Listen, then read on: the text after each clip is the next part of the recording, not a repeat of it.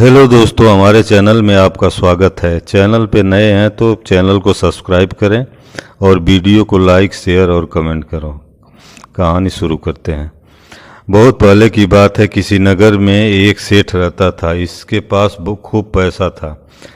कई हवेलियां तथा नौकर चाकर थे। उसका जीवन बहुत ही आलीशान था।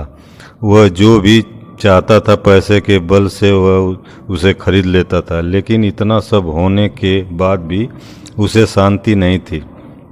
उसका मन बेचैन रहता था। एक दिन सेठ के नौकर ने सेठ को एक महात्मा के बारे में बताया जो कि उसी नगर में ठहरे हुए थे।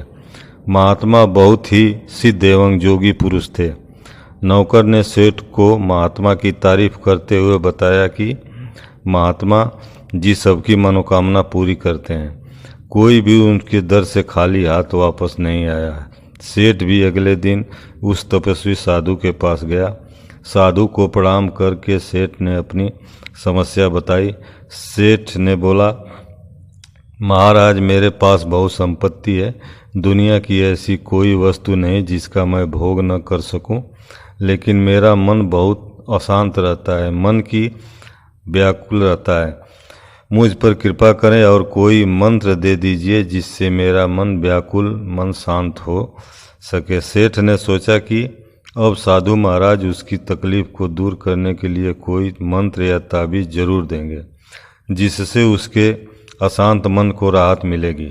लेकिन तपस्वी साधु ने सेठ को अपने प्रवास में 7 दिनों के लिए रुकने को कहा। सेठ सहमत हो गया। अगले दिन साधु बाबा ने सेठ को आंगन में बैठने के लिए कहा और खुद साधु महाराज आंगन के बगल में बने अपनी कुटिया के अंदर जाकर छांव में बैठ गए।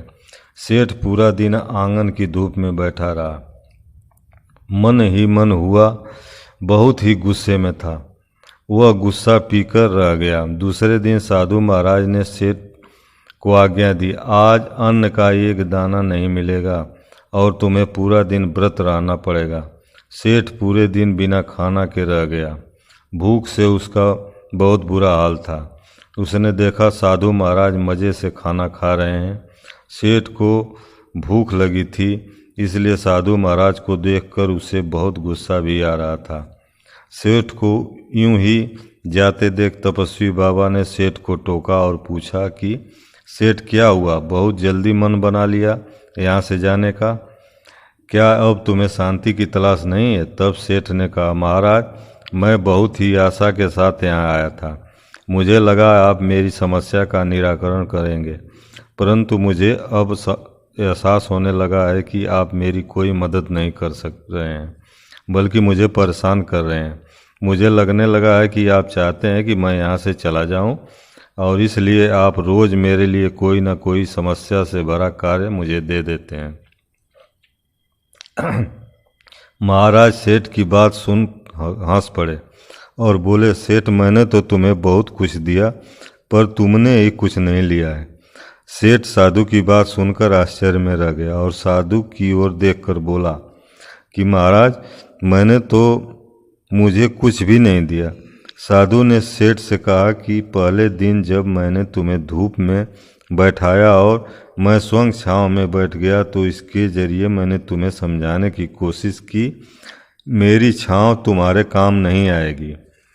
जब तुम मेरी बात को नहीं समझ पाए तो मैंने दूसरा प्रयास किया। दूसरे दिन मैंने तुम्हें भूखा रखा और खुद खूब अच्छे अच्छे पकवान खाए। तो उस दिन मैंने तुम्हें समझाने की कोशिश की मेरे खा लेने से तुम्हारा नहीं।